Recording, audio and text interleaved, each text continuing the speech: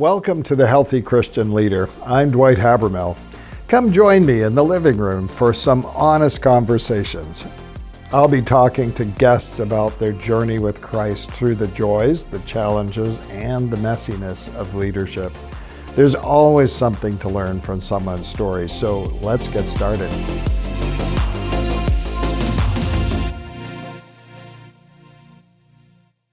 Well, hello, friends, and welcome to the Healthy Christian Leader. I'm Dwight Habermehl, and I have my guest with us today, someone you're going to enjoy so much, Dr. Laurel Buckingham. Laurel, it's just so awesome to have you on the program, and you are definitely one of my most favorite interviews. I so appreciate having you on the program. Welcome. Thank you very much. Great to be here. Now, you're over in Moncton, New Brunswick, and you've been there a lot of years. How many years have you Been here did you 57 pastor years. in Moncton? I know you're, I wouldn't call you retired because you're out encouraging leaders everywhere, but how many years did you actually pastor in Moncton? Well, by the way, you can retire from a career. You can't retire from a call. A Good call, word. career That's is what a you're great paid word. to do. A call is what you were created to do. And so I'm going to retire when I can't breathe anymore. So ask that question again. Sorry. No problem. The question that I wanted to start off with, after retiring from pastoring, you launched the Buckingham Leadership Institute. What Right. inspired you to invest in leaders beyond your own local church? Well, for some reason, I have had a great burden for Atlantic Canada. I was born and brought up here, and so maybe that's part of the reason I feel like we've been in a deficit in so many ways.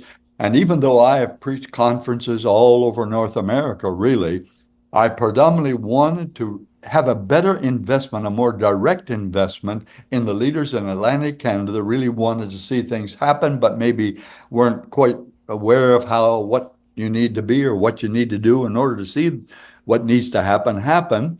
And so I just felt like that this kind of investment might have the kind of results that we would love to have. And by the way, I've had, I don't know how many of my colleagues say, you have seen more happen since you finished at the church than you did even while you were pastoring the church because of the reproduction that has taken place through other leaders and other churches and seeing some of them boom like never before. Well, it's an amazing thing because, you want to hear from leaders that have gone before you. And you were at Moncton Wesleyan Church for 45 years, I believe, was it not? Yes. Mm-hmm. Yeah. And it grew from a small congregation that was about 100 years old originally, and over that 45-year period grew up to be one of the largest churches in Atlantic Canada, probably the largest church in Atlantic Canada, and with many, many, many people coming to Christ. And that's an incredible thing. And I know that leaders do want to hear from those who have gone before. You, on the screen here, you look about 65, but you're a little bit older than that. How old are you now? Only to be 65 again. 86. 86. That's totally amazing and still inspiring leaders and still building the kingdom. You've been mentoring now for quite a long period of time, over a decade, Yes. Probably closer to 2. What have you learned about mentoring leaders from different denominational backgrounds? That's a great question. I would say initially, which is kind of surprising in some ways, just about all the problems that we face in seeing things go forward are common to every denomination. Now, they have variations, but generally speaking, it's just been so amazing. What is interesting, I have mentored people of just about every known denomination in Atlantic Canada, people who are really probably to the extreme right and some more to the left. And it's been interesting. They don't have anything to do with each other, the right and the left, but I've been mentoring people on both ends of the spectrum. And regardless whether it's a Catholic priest, and I've mentored a couple of Catholic priests who were evangelicals in their spirit and outlook, as well as others of other denominations and independents and all the rest. And it just was so surprising to me. Everything I talked about was something that they wanted to hear, that it was in the area of help that they needed. And it was so interesting to have them go back to their congregations and use some of the things that they've been taught and how it worked and how excited they were and all that, to see it happen. And so that has been very rewarding, very encouraging to know. I think the biggest thing about Jesus is he wanted to help people. He wanted people to have an abundant life. And so when I think of what I'm trying to do, it is just basically to help us all to get the job done that God has called us to do. You know, it's interesting. One of the things that I've learned in working with leaders over the years, for the past 20 years here in Nova Scotia, has been that, you know, you can go to different denominations, but you can find within so many different denominations, even despite what we might, you know, guess from a distance, Right. leaders who love Jesus and desire his lordship.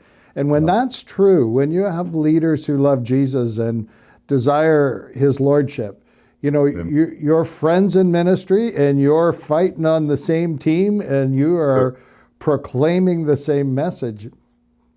Well, what you just said has been one of the most exciting things to me, to find those people who are passionate, who've got a vision, who want to see it happen. They just sometimes don't know how. I remember mentoring in one group. There was a guy from what we would call a mainline denomination. I won't necessarily identify it, but I think we all know what that means, a mainline denomination. So I was mentoring, and all at once he pounded the table, and I thought, man, he's mad about something. And he said, why didn't they teach us this in seminary? Well, anyway, his church, you know, it's just wonderful to see what's happening in his church. One of those mainline churches I did a consultation in, and I have to say those older people, because they hadn't been doing what was necessary to reach the youth, they were going after those recommendations like hungry tigers to steak. They were just so fired up. Man, that was exciting to see. Well, there's so much judgment in the body of Christ Great. from denomination to The worst thing denomination. of all. Yeah. And, you know, if we can get on the centerpiece of Jesus and his lordship in our lives, so much can be accomplished. I remember going to a mainline denomination as a younger leader and thinking I was going to lead this group to Christ because I had a chance to go and speak. And you know, Laurel, I came back ministered to because the gospel was so clearly proclaimed. And, you know, Jesus was so clearly loved and his lordship was so alive. And, you know, sometimes you can find denominations in what we might consider, or leaders in denominations, what we might consider to be alive denominations that don't necessarily have that fire in their heart and that love for Christ. And some of those people we might have such judgment about, I found out can be very humble people who are wanting to learn, because I had a bishop ask me to mentor the bishop, which I was thrilled to be able to do. So the exciting thing is the kingdom of God. And, you know, which is in my heart, you know, simply defined as the reign of Christ in the heart of man. And so how does mentoring today differ from what it looked like when you first started ministry? Well, I'm not sure I got a good answer to that, but I feel like mentoring didn't even exist back there. I never heard the word. Now, let's park on that for a second. Why do you think it was harder back then To what do you for mean by mentoring to exist? well, And it didn't seem like there was I don't know, it was a culture of the day. I don't know the answer to that for sure, but it just didn't seem like there was a desire for it, except whatever mentoring I got was mentoring I went after by picking the brains of people that I looked upon more or less as my heroes, but not mentors, because even though they were mentors really at a distance, but they weren't mentors in a way that was what they were trying to do. I never knew of anybody that was kind of their calling or their desire to mentor others. It just seemed to happen if somebody was hungry enough to want to learn, that it was available by asking questions. And look, I have to say, above conference, above reading books and all that, I had such a desire to see things happen. I was just trying to learn from everybody I could learn from that had anything going at all. Well, I was seeking mentoring, I guess you would say, but I didn't even know what that was. right.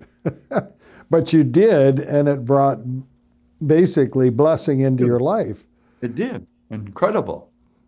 Now, where can you find mentorship as a leader? And we know that the Buckingham Institute, which I know your denomination chose that name, but there's a place for mentoring. The Aaron Network that hosts these podcasts are certainly a place. But what other places can you find Well, mentoring? I think I preached a sermon yesterday in our church called "You Get What You Go After," and I think there's all kinds of information available and from so many different sources. You just have to go after it. You know, Mhm. and when I first started, I didn't know of any growing churches anywhere really. We had no information about what was going on, and now it's almost information overload. There's no excuse today for things not happening. There's so much information out there everywhere that could help us, and we just have to go after it. Mm. What qualities do you look for in leaders that you choose to actually invest in? Well, the number one quality is humility, where the person really wants to grow. I mean, that's just the bottom line of it all. I just got to give you an illustration of that. I've had just recently a college president ask me to mentor him, a man in his late 50s, early 60s. He's got 10 times more education than I ever thought about having. And and now what I'm doing, which probably is the most effective thing, but it's not as widespread, I am mentoring one-on-one and coaching along as well as mentoring coaching, because when you're doing it one-on-one, it gives the opportunity for the person to ask questions in regard to what they're going through.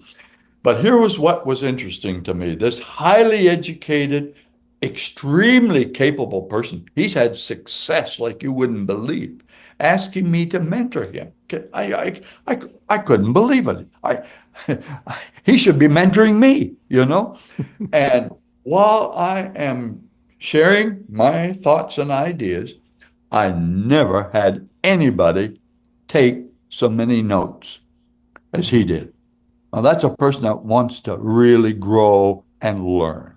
And that's humility. And not only that, we charge a little bit. He sent me an e-transfer half as much again as what I was charging. And so I'm going to believe that he was getting a lot out of it. Well, he was certainly putting the effort into it. But that's the nature of people who really become effective. They've got a humility that they're just wanting to learn from whoever they can learn from. Now, Dr. Cheryl Ann Beals, who is part of the Aaron Network, she works, of course, for the Baptist denomination, the Atlantic Baptist, Right? as in clergy health. She talks about building mentoring constellations, which that's a borrowed idea, and I've read about it. And it's the idea that we can learn from those who have gone before us, you know, Right. and have more experience. But we can also have peer mentors Hmm. that are, you know, beside us, if you Right. will, Yep. in the journey, because we can learn from one another, can't we, and our experiences. Oh, is that ever the truth? And I've got peers that whenever we get together, and I initiate getting together with them, sometimes they initiate it, but I initiate it.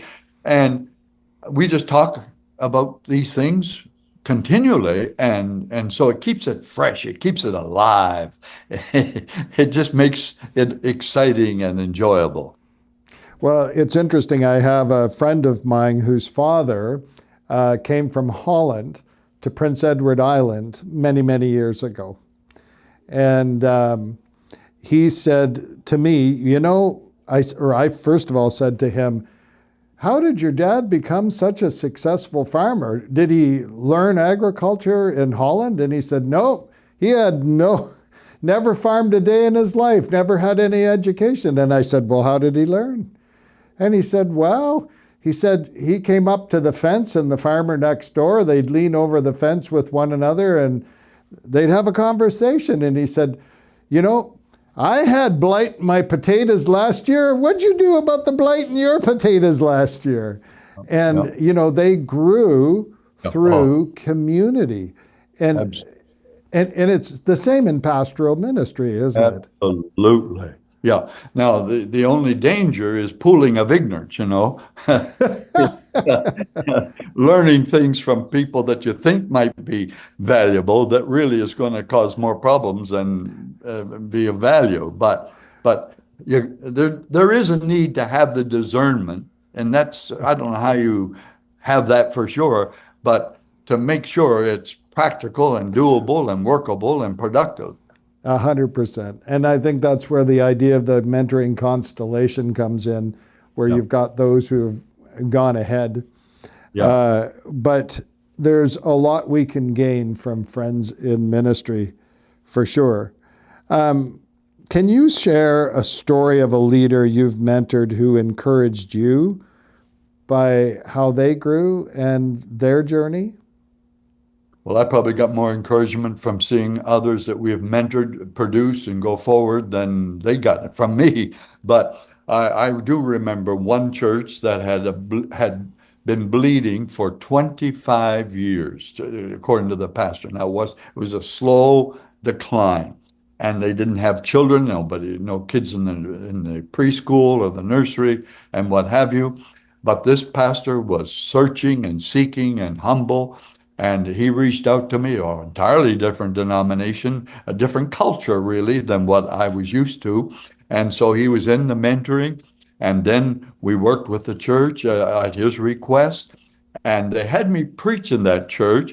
It was about 500 people early on. And I could have shot a cannon down through the crowd anywhere, not hit anybody because there's so few people there. And then after this had all happened, and it was such a booming situation. There was even a article about what had happened in the Telegraph Journal, our local paper or the paper here for New Brunswick, and so after it all happened, um, well, I should say this: I was at Kingswood University, and was in line with this young person from that church, and I asked them what church they were attending. And they told me, and I said, "Oh." And as I say, it wasn't a part of our denomination at all. And I said, "How are things going there now?"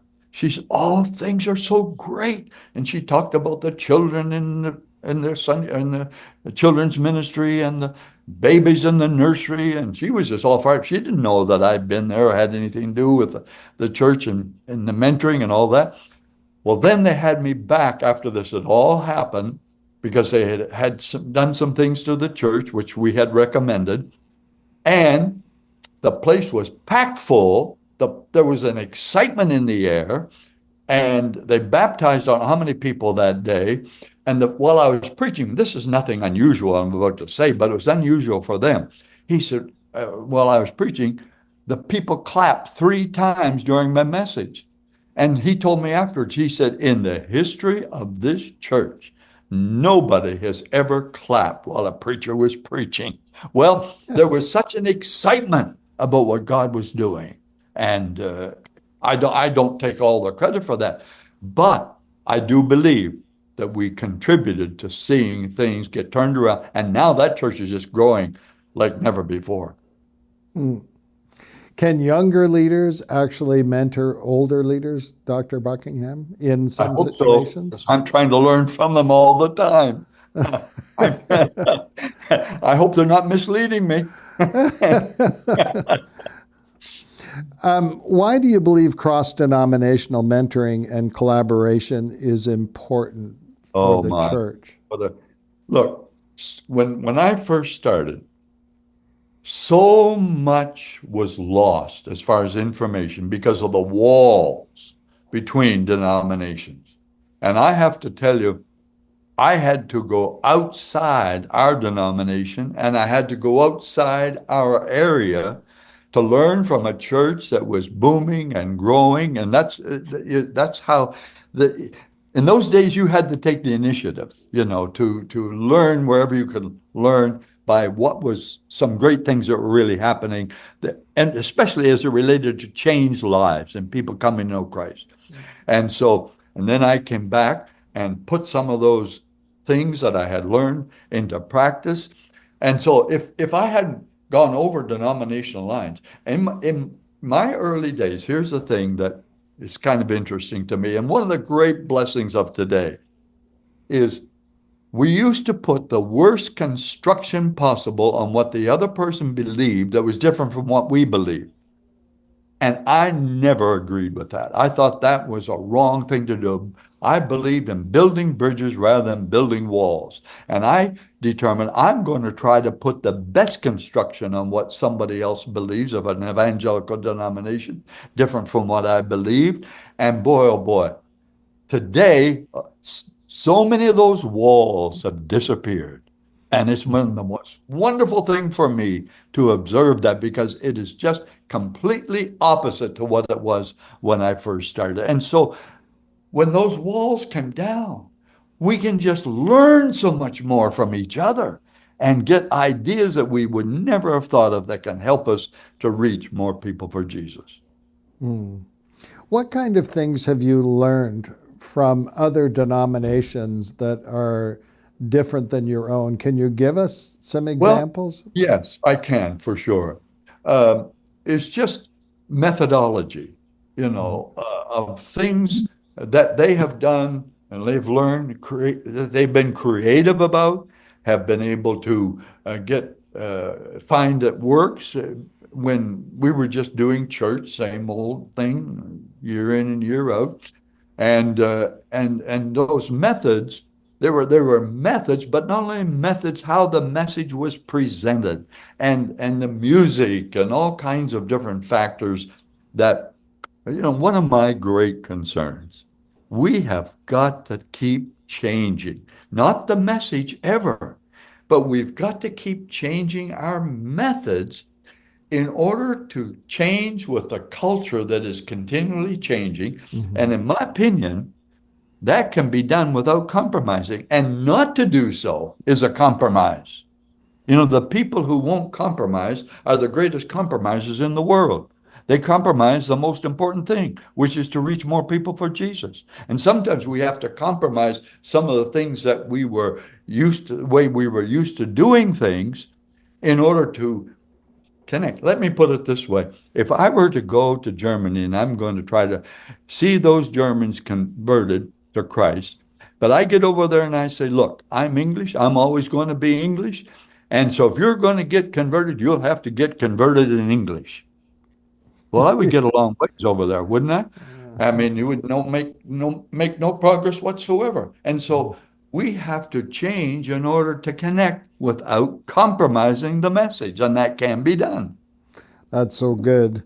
And we've got just a couple of minutes left. I am sure there are leaders here listening to this podcast saying, okay, you've convinced me.